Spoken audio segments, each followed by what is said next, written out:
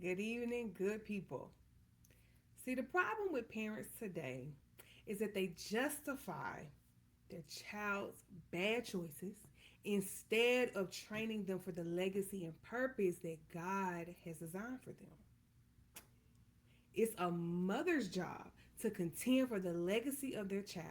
In today's Bible study, we learn more about Jacob and how his mother Rachel influenced his legacy and fulfilled the prophecy that God gave her. Let's jump into it.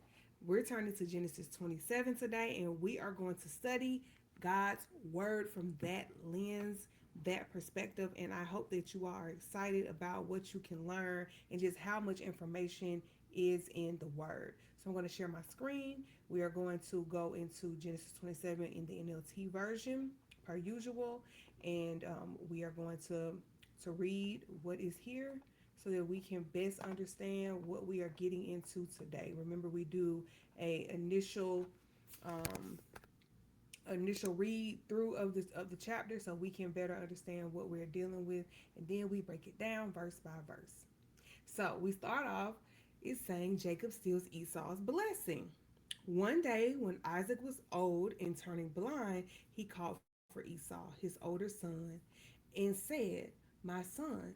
"Yes, father," Esau replied.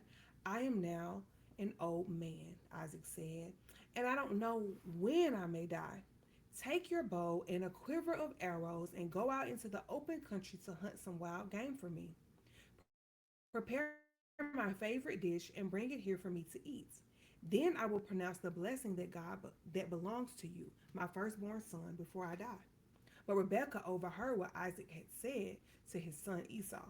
So when Esau left to hunt for the wild game, she said to her son Jacob, "Listen, I overheard your father say to Esau, 'Bring me some wild game and prepare me a delicious meal. Then I will bless you in the Lord's presence before I die.' Now, my son, listen to me. Do exactly as I tell you. Go out to the flocks and bring me two fine young goats. I'll use them to prepare your father's favorite dish. Then take the food to your father so he can eat it and bless you before he dies." "But look," Jacob replied to Rebekah, "my brother Esau is a hairy man, and my skin is smooth. What if my father touches me? He'll see that I'm trying to trick him, and then he'll curse me instead of blessing me." But his mother replied, "Then let the curse fall on me, my son. Just do what I tell you. Go out and get the goats for me." So Jacob went out and got the young goats for his mother. Rebekah took them and prepared a delicious meal, just the way Isaac liked it. Then she took Esau's favorite clothes, which were there in the house, and gave them to her younger son Jacob. She covered his arms and the smooth part of his neck with the skin of the young goats. Then she gave Jacob the delicious meal, including freshly baked bread.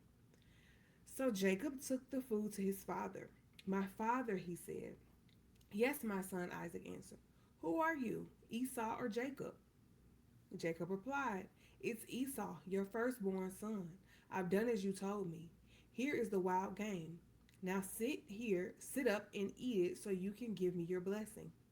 Isaac asked, "How did you find it so quickly, my son?" "The Lord your God put it in my path," Jacob replied.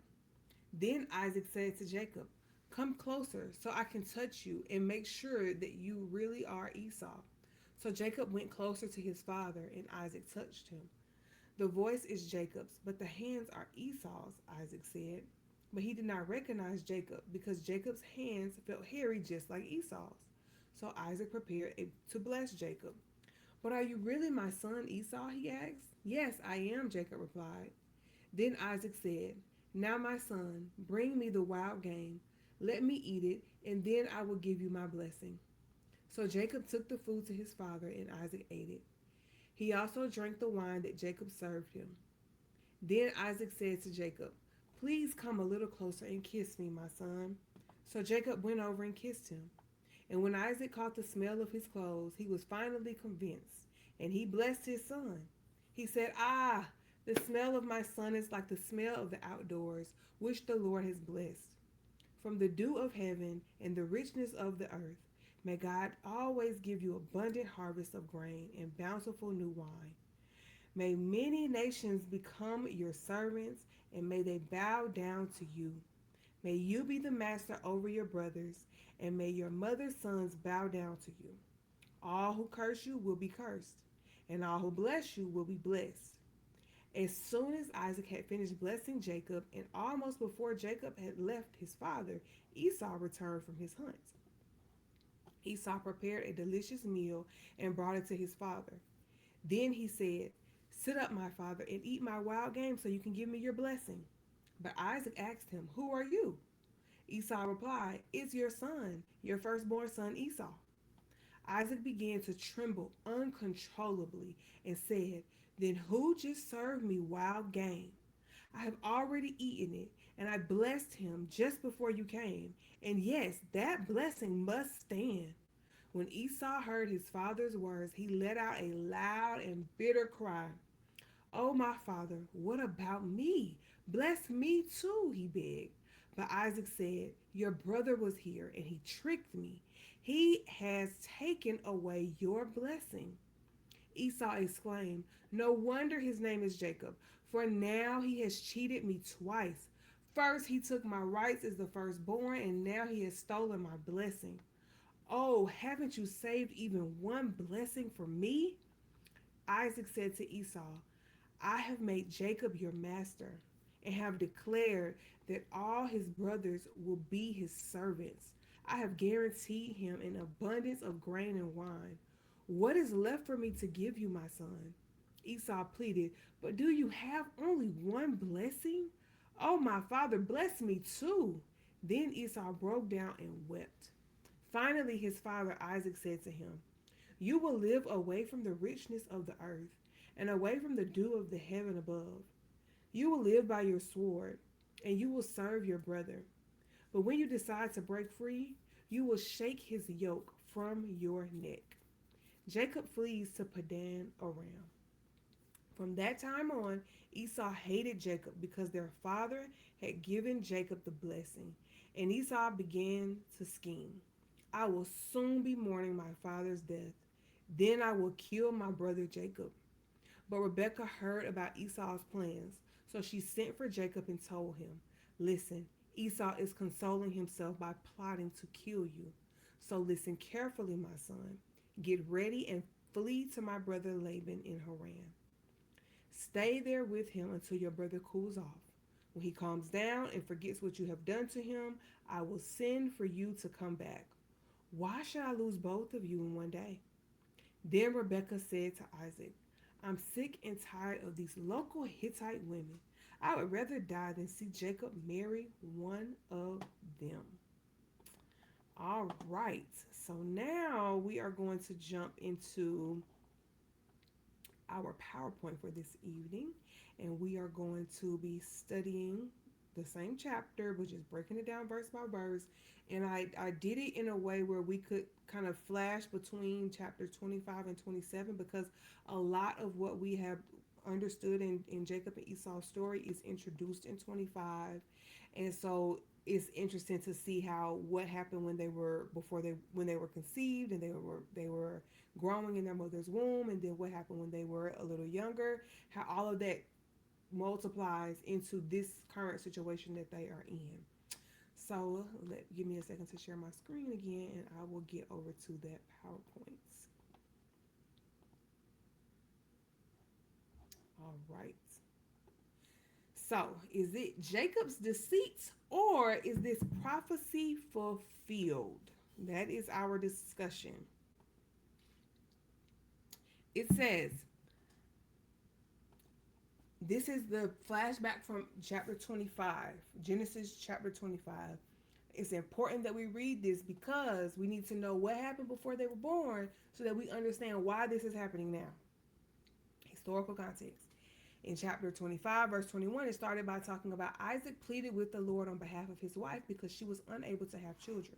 Now, this was the same chapter that introduced us to all of Abraham's descendants. And when it got to Isaac, it started talking about how things unfolded for Isaac. Because she was unable to have children, the Lord answered Isaac's prayer, and Rebekah became pregnant with twins. But the two children struggled with each other in her womb, so she went to ask the Lord about it. Why is this happening to me? She asks. So this part is important. They're struggling, they're fighting in the womb, and this is the answer that the Lord reveals to Rebekah. And the Lord told her, the sons in your womb will become two nations. From the very beginning, the two nations will be rivals. One nation will be stronger than the other, and your older son will serve your younger son. Okay? Guess who was born first? Esau. Guess who was born second? Jacob. But this prophecy that God is giving to Rebekah, the sons in your womb will become two nations. They are meant to be two different, distinctly different groups of people. From the very beginning, the two nations will be rivals. One nation will be stronger than the other, and your older son will serve your younger son. That tells you which nation. So each of them will have a nation. One is going to be stronger. The older is going to serve the younger. Why is the older going to serve the younger? Because the older is the weaker of the nations. Because the older does not get the blessing that the younger gets, and that is how this unfolds. This is the why does it happen? Is because it's prophetic. How does it happen? This is what we get to learn, and this is chapter 27, starting with verse 1. It says, one day when Isaac was old and turning blind, he called for Esau, his older son, and said, my son. Yes, father, Esau replied. So let's start with verse 1. Isaac is over 100 years old. We do not know exactly how old he was, but he is over 100 because in the previous chapter we get to figure out his age because his sons are 40. When he had children, he was 60. If his sons are 40, that makes him 100. So by this time in chapter 27, it says that he was old and turning blind. That means he really couldn't see well. He's just about blind. At this point is when he's going to offer to give the blessing to his older son. That's the moment that we're unfolding. So we know he's at minimum 100 years old. I am old now, Isaac said, and I don't know when I may die. So this is important for everybody to do. He's getting old. He knows he needs to put his affairs in order. So part of what he's doing is putting his affairs in order, and what they would do is call a blessing. We're going to break it down a little bit. Verse 3 says, take your bow and a quiver full of arrows and go out into the open country to hunt some wild game for me. Prepare my favorite dish and bring it here for me to eat. Then I will pronounce the blessing that belongs to you, my firstborn son, before I die. Now, all of this is important because in the previous chapter, it told us that, or chapter 25, it tells us that Rebekah loved Jacob. And it doesn't mean she didn't love Esau. It just means she favored Jacob. It tells us that Isaac loved and favored Esau because Esau was a hunter and Esau would bring this delicious food home. So essentially, Isaac liked Esau more. Okay, that's cool. So he's telling him to go do this because he loves the game. So because he loves the game so much and he loves the food that he's able to bring, he wants that to be a part of the moment that he's about to give him the blessing. So he's pronouncing the blessing that belongs to you. Well, why does it belong to Esau? Because Esau is the older of the two brothers. Yes, they're both twins, but one is born first and Esau is the one born first. When you have an older son, they are the ones that typically, not always, but typically get the blessing. They are the ones that get most of the inheritance, essentially. Now, this is not a legal inheritance. The legal inheritance is called a birthright. So you get double portion of whatever is owned, assets. The blessing is like a spiritual inheritance. You're going to get this prophetic blessing that can only come from a father to a child. You're going to get something spoken over you in a prophetic way, and that is like your spiritual inheritance. It ties a lot into what things that happen in the physical, but it's sort of like it just manifests in a spiritual way. That's the best way I can explain it. So birthright, if you recall, in chapter 25, he already gave away his birthright. We're going to touch on that a little later, on what happened. But he's now getting the blessing. That's what Esau wants. So he didn't want the birthright, but he does want the blessing. So Rebekah overheard what Isaac had said to his son Esau. So when Esau left to hunt for the wild game because he's going to do what his father just asked him to do, she said to her son Jacob, because she listening and she knowing what's happening. Listen, I overheard your father say to Esau, bring me some wild game and prepare me a delicious meal. Then I will bless you in the Lord's presence before I die. Now, the reason why this is important for Rebekah is because Rebekah remembers the prophecy. The prophecy says the sons in your womb will become two nations. From the very beginning, the two nations will be rivals. One nation will be stronger than the other, and your older son will serve your younger son. But if Rebekah does not have Jacob intercept this blessing, this will not come to pass. So, what Rebekah is doing is making sure that the prophecy she was given by the Lord is going to come to pass. So, what she instructs her son Jacob to do is go. This is what she's about to instruct him. So she tells him, listen to me, do exactly as I tell you. Go out to the flocks and bring me two fine young goats. I'll use them to prepare your father's favorite dish. Then take the food to your father so he can eat it and bless you before he dies. So this is the instructions that Rebekah gives to Jacob so that he can get the blessing instead of Esau. If he can beat him to it, and they can convince Isaac that this is Esau, but it's really Jacob, then he's going to be able to usurp that blessing from him or steal it, as other people would say. So Jacob says, but look, my brother Esau is a hairy man and my skin is smooth. This is something that was explained from the very beginning of their birth, that Esau was very hairy. That's how he was born, always has been. Jacob, obviously they were fraternal twins. Jacob is like the complete opposite, very smooth skin. So he's like, what if my father touches me and then he'll see that I'm trying to trick him because he'll notice that my skin is not smooth and Esau's skin is smooth. And so what Jacob is really fearful of is that he'll curse me instead of blessing me. Like, we're doing this to get the blessing, and I understand what you were told, but I don't want to get a curse instead. So Rebecca replies and says, then let the curse fall on me, my son. Just do what I tell you. Go out and get the goats for me.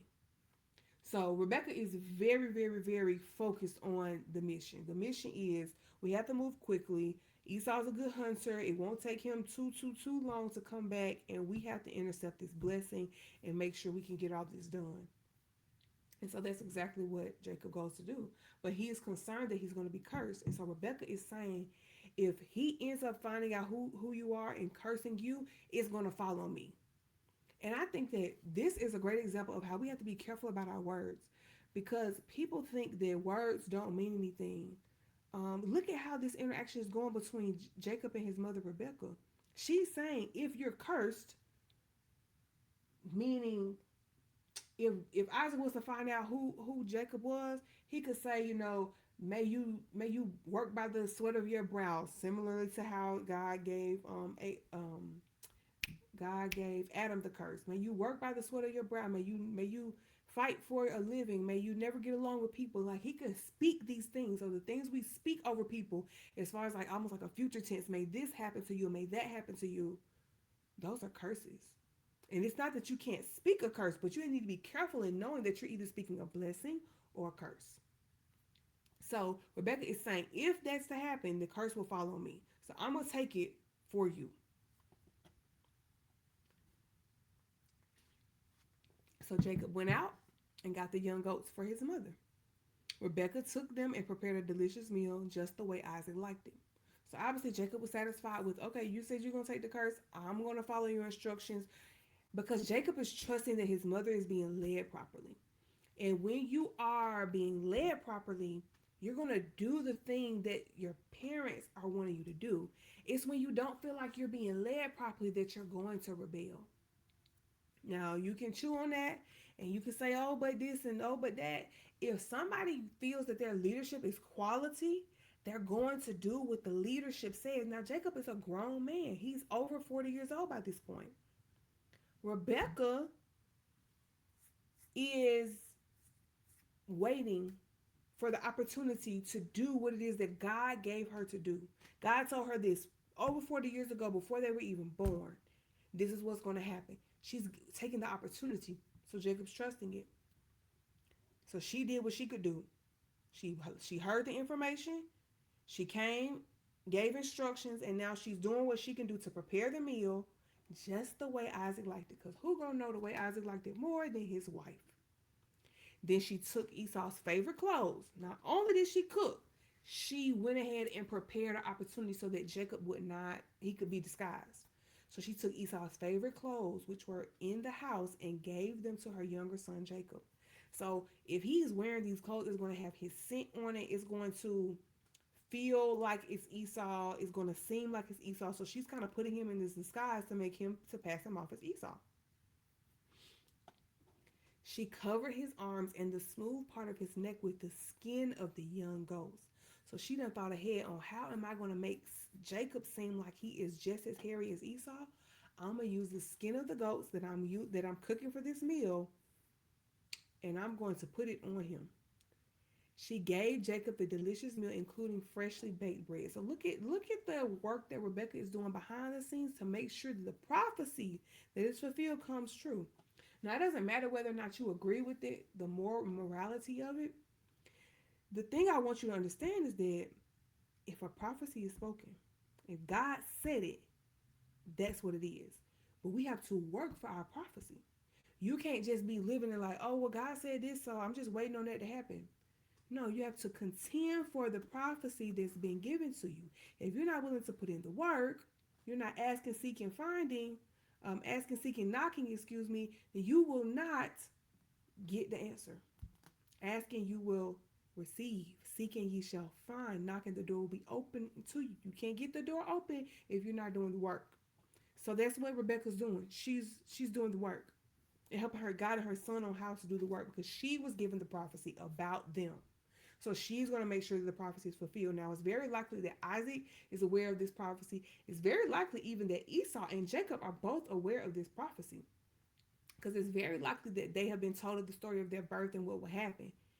Um, but they are not taking it as seriously, maybe, as Rebecca because they did not receive it. If you receive the information, firsthand knowledge, you're going to treat it as firsthand knowledge compared to somebody who's getting it as second and third hand knowledge. So that's what's going on here. So it says in verse 18, Jacob took the food to his father. My father, he said. Yes, my son, Isaac answered. Who are you, Esau or Jacob? Now Jacob knows that he's supposed to be Esau. So Jacob replied, it's Esau, your firstborn son. I've done as you told me. Here is the wild game. Now sit up and eat it so you can give me your blessing. Jacob said the exact thing he needed to do to try to convince his father of who he was because he's also giving the instruction. Well, here's the wild game. Sit up and eat so I can get your blessing. That's exactly what Isaac told Esau. Isaac asked, how did you find it so quickly, my son? Because he's like, I just told y'all to go do this. I just told you to go do this. So how did it happen so quickly? Here's Jacob. The Lord your God put it in my path, Jacob replied. Now, you can interpret this one of two ways. Is it a truth or is it a lie? God didn't put it in his path per se, but he did provide the young goat. So in a way, you could say that he put it in his path for him to be able to intercept the message and bring forth this wild game for him to eat, which is not a wild game because it's domesticated goats. But in verse 21, Isaac said to Jacob, come closer so I can touch you and make sure that you are really Esau. Why? Because Isaac cannot see, but he can feel, he can figure out, he can discern, and something is saying, I want to make sure of this before we proceed. So Jacob went closer to his father, and Isaac touched him. The voice is Jacob's, but the hands are Esau's, Isaac said. So he is discerning something is a little off with your voice. You sound like Jacob, but he's touching him and he's like, but this is Esau. So now it's probably confusing because Isaac can't really make a decision. But it says he did not recognize Jacob because Jacob's hands felt hairy just like Esau's. So Isaac prepared to bless Jacob. So he proceeds. But are you really my son Esau? He asked. Yes, I am, Jacob replied. So this is like second confirmation. Then Isaac said, now my son, bring me the wild game. Let me eat it, and then I will give you my blessing. So Jacob took the food to his father, and Isaac ate it. He also drank the wine that Jacob served him. Then Isaac said to Jacob, "Please come a little closer and kiss me, my son." So he wants this moment of embrace with him as he's about to prepare to give him his blessing. Now, this is what happens when he comes and give him this moment of embracing. Now he done ate, he is satisfied, and now it's time to bestow this blessing upon him. When Isaac caught the smell of his clothes, he was finally convinced and blessed his son. He said, "Ah, the smell of my son is like the smell of the outdoors which the Lord has blessed," because that is how he is accustomed to Esau smelling. Remember, Jacob put on Esau's clothes. He did not wash his smell out. He put on Esau's clothes. Smells have a very specific scent. Isaac's picking up on it, so he is convinced. He's felt the hairy skin. He's like, "Oh, this is the skin of Esau for sure." But he smelled him, and when he smelled him, that helped solidify to him. So they done had this sort of covenant meal up here. He's got confirmation, so now he's ready to give him this blessing, to bestow, to speak. Remember, this is all words, but we cannot just take the words like, "Oh, this is what somebody said. That's just what they said." No, what they said is what they meant. That's why we told to mean what we say and say what we mean. Let your yes be your yes and your no be your no. So verse 28 says, "From the dew of heaven and the richness of the earth, may God always give you abundant harvest of grain and bountiful new wine." From the dew of heaven. That means like rain down blessings. Like you're going to be blessed directly from heaven. Like, because in the beginning of time, God created the dew that comes every morning. It's Dew is one of the most like amazing things. It's like, where did it come from? Why is the grass wet early in the morning? That is an intentional design that God gave back in Genesis 1. If you go and read it, or it might have been 1 or 2, I can't remember. And the richness of the earth, may God always give you abundant harvest of grain and bountiful new wine. That means no famine in the land that you will possess. May you be able to prosper in abundant harvest. Now, right before this, the chapter before this, it talked about how Isaac had experienced an abundant harvest. I think it was like 100 times what he sowed, he harvested during a famine. So Isaac is speaking of abundant harvest. He understands abundant harvest. So he wants God, may God give you abundant harvest of grain and bountiful new wine. Your people will never go hungry. Your household will never starve because you're going to have an abundance of the nutrients that God has given us to be able to live and thrive. New wine is signifying like a richness to it. So not only are you going to have enough, but you're going to have like a richness to that life as well, because you're going to have new wine. New wine is coming from the sweet grapes that will grow. If you have fruit that grows, I mean, it's fruitfulness. It's a lot of symbolism around fruit, especially grapes and wine.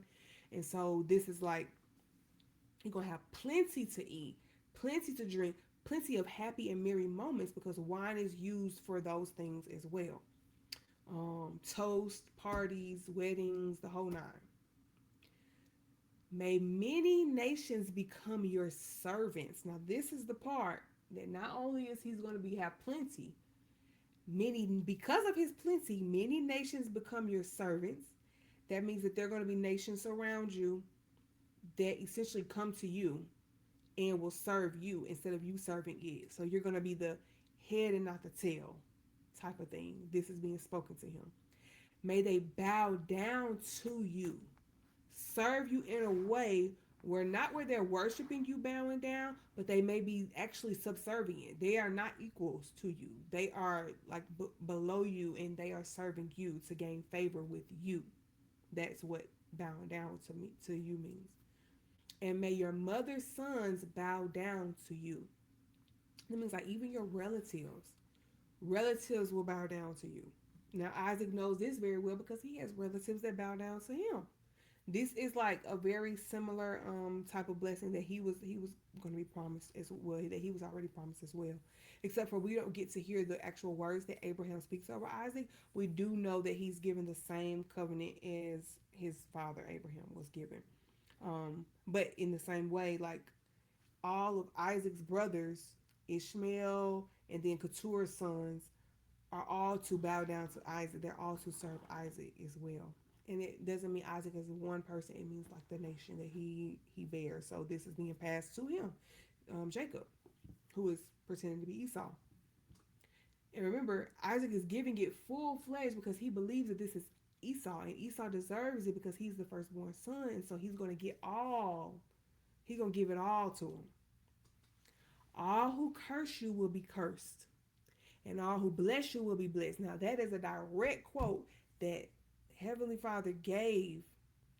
Elohim gave that to Abraham in Genesis 12. He says it, and then he says it again in a later chapter. All who curse you will be cursed, and all who bless you will be blessed. So he is giving him directly, like everything that he has. Isaac is passing it down to him spiritually. As soon as Isaac had finished blessing Jacob, now let's go back and take a look at this richness of like preparation, food, nutrition, all of the sustenance needs are taken care of. All of like war and peace type of needs are being taken care of. Look, he's got servants, they're going to bow down to you. That's respect, that's favoring the land, that's everything that he would need. And then to top it off, it's all who curse you will be cursed and all who bless you will be blessed. So it's like a reciprocal nature to ensure that there's a continual blessing coming, because people who curse you, they're gonna be wiped out. They're gonna curse themselves and they're gonna die. People who bless you are going to advance themselves because they're going to be blessed because they're helping you. So he's like setting him up for this generational success. So then it says, as soon as Isaac had finished blessing Jacob, and almost before Jacob had left his father, it tells us Esau returned from his hunt. Now, this kind of reminds me of, like, you know how when you're watching a TV show, like a movie, and it'll transition the scene. So while something is happening, oh, the person who was supposed to be coming back, so it's almost like showing him come through the door almost. But he's not coming into that tent specifically, but I can kind of see that transition happening, like sort of like a movie type of scene. If they were to ever actually play this out, that's how it would be. Like, it would cut in and it would show Esau. It would show Jacob receiving the blessing from Isaac, and it would show Esau coming back into the camp because he just got done with his hunt. And then what Esau does is he follows his instructions and he prepares a delicious meal and brought it to his father. Now, obviously, they were finishing up the blessing. Jacob was about to leave his father when Esau returned. So the time that it took him to return and to actually cook the meal, Jacob is gone. But then, this is what Esau tells Isaac: sit up, my father, and eat my wild game so you can give me your blessing. Unbeknownst to him, what has all transpired, he is thinking that he is going to receive what he was promised. But Isaac asked him, who are you? Because guess what? Isaac believes that he just gave the blessing to his son. So it's, who would you be? Esau replied, it's your son, your firstborn son Esau. Isaac began to tremble uncontrollably. Now I can imagine this happening because you cannot see. So the fact that you were deceived into thinking that someone was somebody else, and you know what you just told him and what you just gave, now you're freaking out. Now you're probably remembering everything. I'm almost certain at this moment that Isaac flashed back to the prophecy that Rebekah had received from the Lord when she was pregnant with them, to say that the younger would serve the old. I'm almost certain that the older would serve the younger. That he is, during this trembling, uncontrollable, seizure-like moment, that Isaac is remembering this. He says, then who just served me wild game? I have already eaten it, and I blessed him just before you came. And yes, that blessing must stand. Because you can't change your words. You have to mean what you say and say what you mean. Because you can never go back and undo what you say. It's better to not say anything than to say something that you want to take back. I didn't mean it. He can't just go and say, I didn't mean what I said. No, you said it and you meant it. So when Esau heard his father's words, he let out a loud and bitter cry because he knows what it means. Now, I think that Esau, during this time that he is crying, is also flashing back when he gave up that birthright. Because now he knows what has just happened. He knows that his brother did it. He says, my father, what about me? Bless me too. He begged him to bless him. Now, when it was his birthright, he gave it up for a bowl of soup, no problem. But now the blessing, he knows how much of a higher level that spiritual blessing is and what it would mean for future generations. He don't care about that birthright, but he cared about that blessing. And so he is literally like, I will do anything to get it back, to figure out what can I get? What can I get out of this? Because I need to be blessed as well. Isaac said, your brother was here and he tricked me. He has taken away your blessing. Because Isaac already knows. Like he fully can like see the full puzzle coming together. He knows exactly what has happened. And he knows that he can't give the blessing to both sons. It's for one person. You can't give it to two. So there's nothing he can do. Imagine that.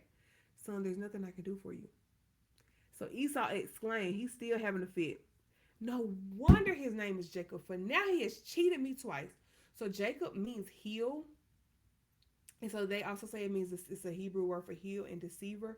I believe it became the word for deceiver. I don't know that it already was, but it makes sense that a heel, because it's kind of like somebody kicking you, like behind you. Like let's say somebody's in front of you and they like kick behind you, they're going to hit you.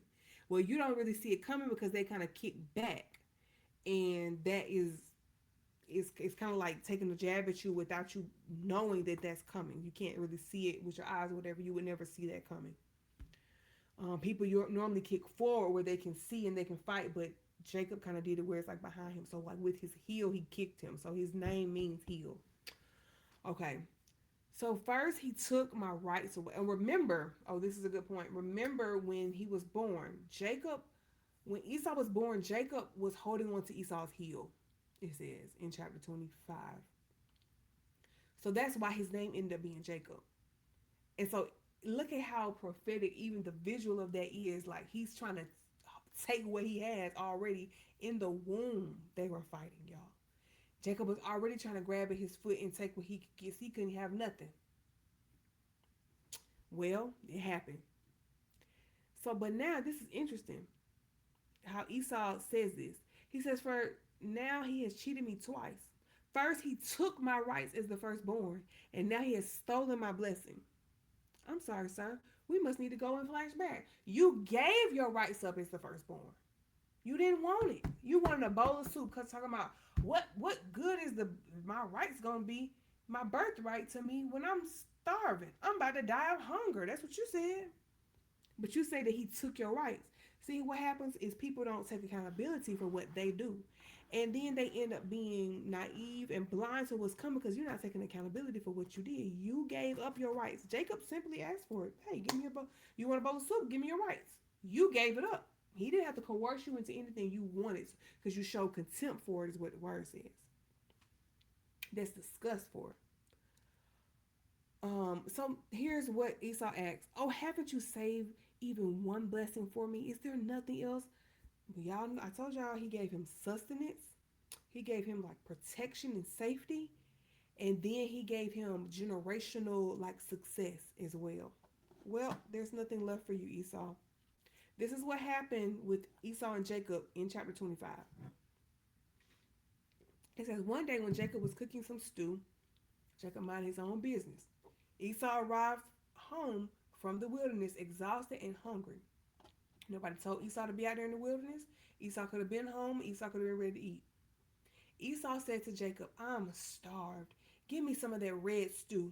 This is how Esau got his other name, Edom, which means red. Now, this is important to know because this is the nation. I showed y'all that in two lessons ago. This is the nation that Esau's people become, Edom, which is red.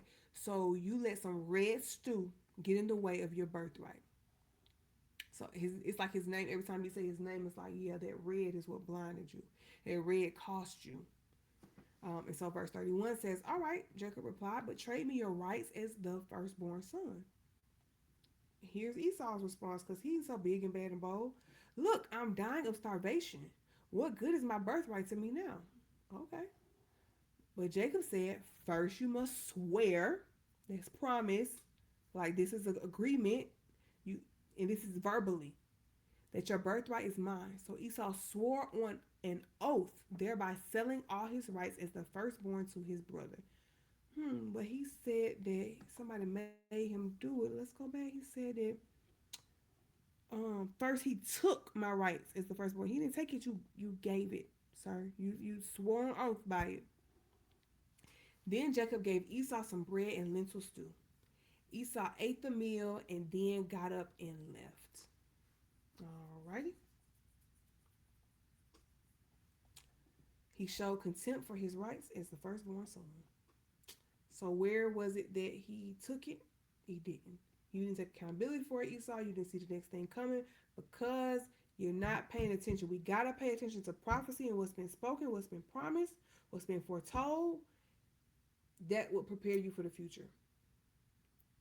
All right, verse 37 says, Isaac said to Esau, I have made Jacob your master and have declared that all his brothers will be his servants. He has complete safety, immunity, all the things. I have guaranteed him an abundance of grain and wine. What's more for me to give you? You gonna serve your brother. What is more for me to give you? Esau pleaded, but do you have only one blessing? That's a question right there. Do you have only one blessing?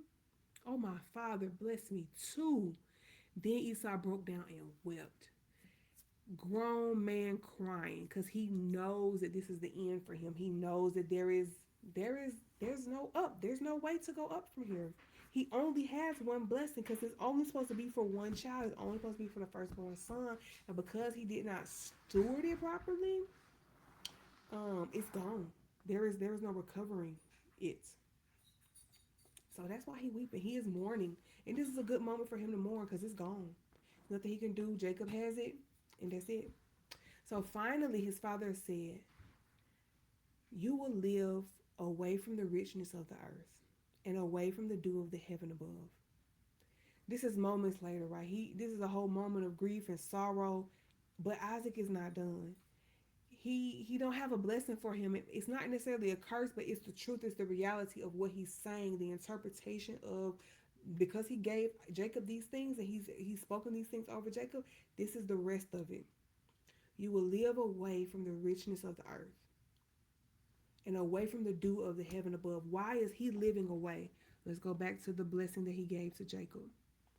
When he gave Jacob the blessing, it said, and I should have put these side by side so it'll be easier. It says, from the dew of heaven and from the richness of the earth, may God always give you abundant harvest of grain and bountiful new wine.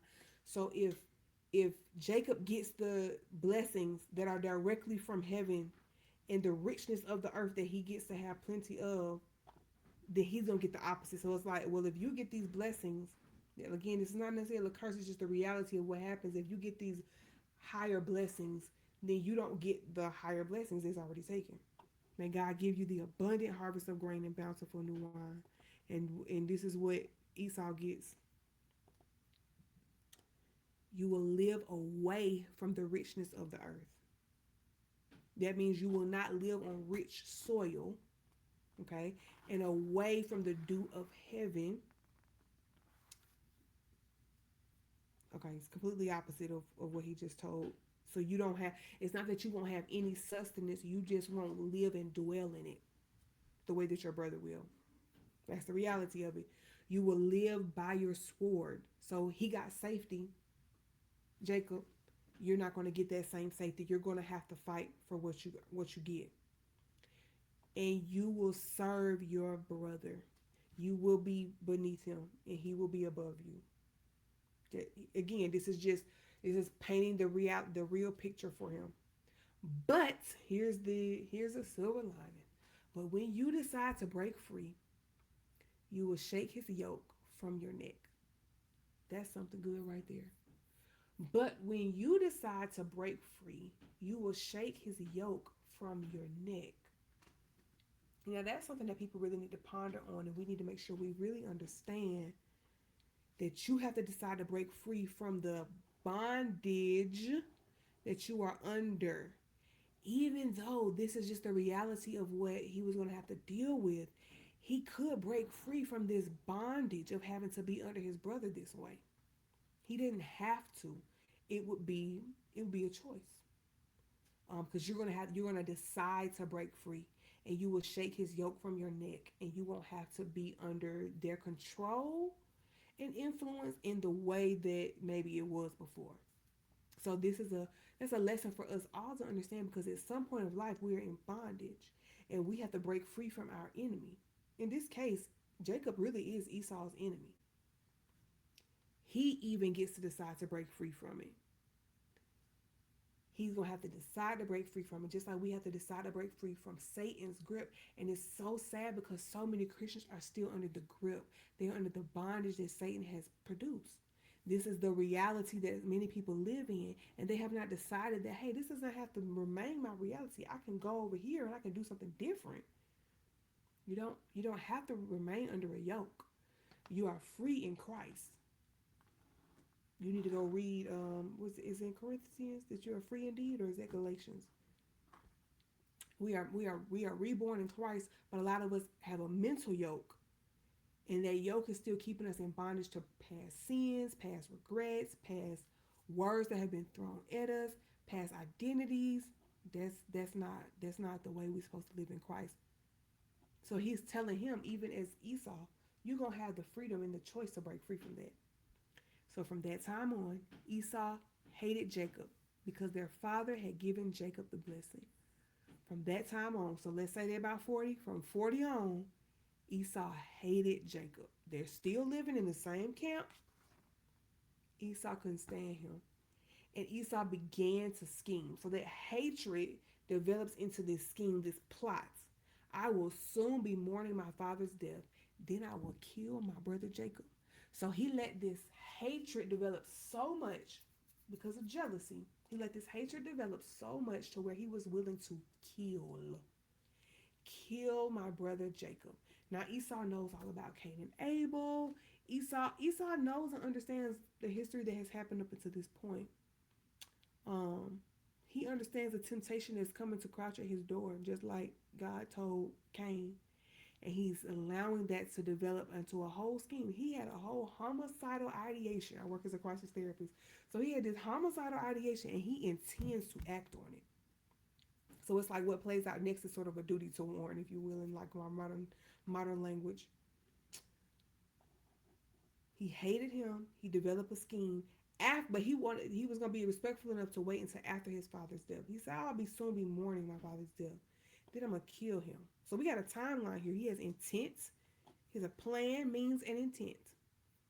And this is what Rebekah interfering again, intervening, I should say. But Rebekah heard about Esau's plans, so she sent for Jacob and told him, "Listen, Esau is consoling himself by plotting to kill you, because this man mourned this whole situation. He is in grief over all of it. He is consoling himself by plotting to kill you. So listen carefully, my son. Get ready and flee to my brother Laban in Haran." So he gotta go so he can get his safety. Rebecca has a duty to warn. She heard about it. She has a duty to warn. She's sending him away. Stay there with him until your brother cools off. When he calms down and forgets what you have done to him. When? This is a time. This is the time that is very unknown. When he calms down, it could take forever. I will send for you to come back. This is their plan. Because why should I lose both of you in one day? Well, how is she gonna lose both of them? Well, if he kill him, then he gotta be killed. That's the rule of the land. So if Esau was to kill Jacob, Jacob is dead. But now Esau gotta go. She don't want to. He either has to flee or he has to be killed. So she don't want to lose both her children. So she's saying, okay, as a result of what we have done, you gotta go. You gotta stay safe because he only wants to kill you. So let's just make it to where he can't get to you. And then Rebecca has another side of the plan. So she got to work from both angles. She's working it from Jacob's angle, just like she did before. And now she's going to work from Isaac's angle, just like she just did before when she helped him steal the birthright. Now, this is why she's going to Isaac. At the end of our previous chapter, it told us that Esau had married two Hittite women. They made life miserable This is why you cannot skip any words, any verbiages, any phrases that are in the Bible. It said that the Hittite women that Esau married made life miserable for both Jacob and Rebekah. They could not stand them. So then Rebekah now is turning it around and she goes to Isaac. I'm sick and tired of these local Hittite women. I would rather die than see Jacob marry one of them. Now, this is critical because what Rebecca is doing is she's playing off of what she knows from her father in law, Abraham. Abraham sent his servant to Haran, where Rebecca lived with her father, in the house of Bethuel, to go and find a wife for Isaac because he didn't want Isaac to marry a local Hittite woman. So now Rebecca is trying to do the same thing and saying, they have made life miserable for us. I would rather do anything than to see him marry one of them. So what's that planting? It's planting a seed in Isaac to say, yeah, me too. I don't like him. We done already agreed on that. My daddy sent his servant to go find somebody for me to marry. And you done came here because he didn't want to, he wanted me to marry somebody from his family land, not one of these people that's around here. These Canaanites, the Hittites, Canaanite. It's a different kind of clan, if you will. Mm-mm. So what we see in the next chapter is how all that plays out. The seed that Rebecca just planted, what ends up happening is that Jacob does get sent to Haran. Um, Now this is not a racist thing. I don't want people to get that confused. This has to do with the fact that there is a different faith of the people who are in the Canaanites. All of the Canaanites, all the people that's in the land where we would think of Jerusalem and that whole land, those women are from a different group of people who do not believe in God. And that means that a lot of their practices are dark and evil. They don't treat them well. And so Rebecca is not exaggerating here when she's saying I'm sick and tired. What she's doing is she's helping Isaac to make the decision to send him instead of Isaac coming and suggesting directly to send Jacob to Haran. She's suggesting like I would rather him marry anybody than a local Hittite woman. Anybody else. No, she said I'd rather die, excuse me, than to see him marry one of them. So she is kind of going a roundabout way to get the plan executed. So that is where we stop for today, and I am excited to pick this up next week so that you can continue to understand like just how God does all these things, like how he moves, how he makes things move and shake, and how all these things unfold. So I would say from my perspective that this was prophecy fulfilled. Yes, it is deceit, um, but everybody ends up accepting it because guess what? They know what prophecy said. And maybe this whole situation wouldn't have even come about if Isaac had been upfront in acknowledging what God had already prophesied and he had done it the right way. Maybe there didn't have to be that deceit. Who knows? But this is where we end our story today. And I hope to see you all next week.